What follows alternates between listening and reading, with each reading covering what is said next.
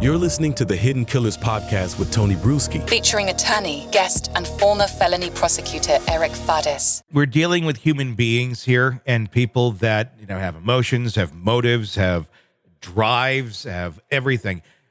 And I'm playing the devil's advocate here, and I'm in no way insinuating that the juror who is making these allegations, who has made these allegations, is doing it and for any reason other than to be honest and to be transparent. But again, we're dealing with humans here. If you're the lone juror in the Alex Murdaugh trial that ends up sinking the Alex Murdaugh trial because you came out and said, yeah, Becky Hill did influence me, all you got to do is say that.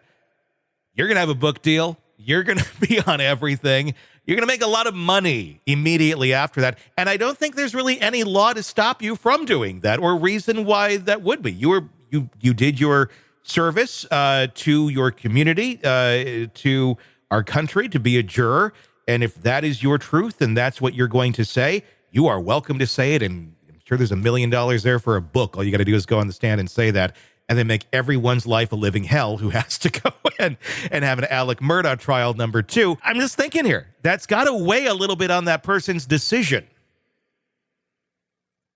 Yeah, clever insight, Tony. And I haven't heard any other commentator bring that up. So it's quite interesting that surely this juror's life is going to change after this. If this person has to testify at this hearing, and especially if it leads to a second Alex Murdaugh trial, their life is going to change. Now, could it be for the better with book deals and stuff like that? Potentially. And could that be influencing in some possible way this juror? It's at least something to think about. We don't know.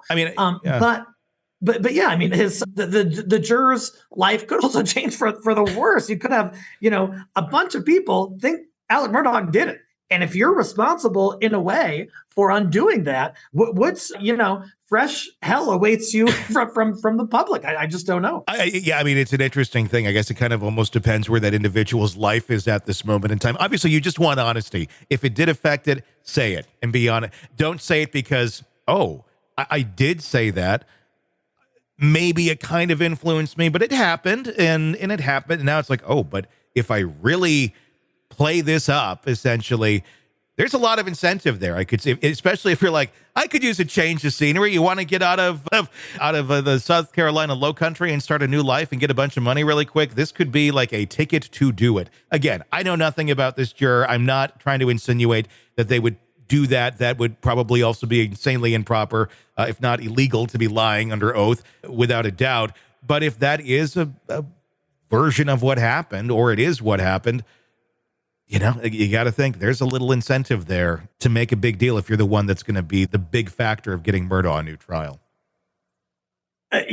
So many things about that person's life is going to change. And I'm sure they have so many decisions that they're presently weighing. Now, like I said, I have no evidence at all that there was any sort of motive or anything like that. But if that person gets up there and testifies, and one thing we need to keep in mind too, is they didn't ask to be in this situation. No. That they were required by the state to come and sit on this jury. Now their life has changed forever as a result of it. And it'll be interesting to see sort of what direction that goes after this hearing. It would be tempting, at the very least, if I was in those shoes and that happened, to not go down that road. It's going to be, a real question of reality and character, and everyone's going to judge that.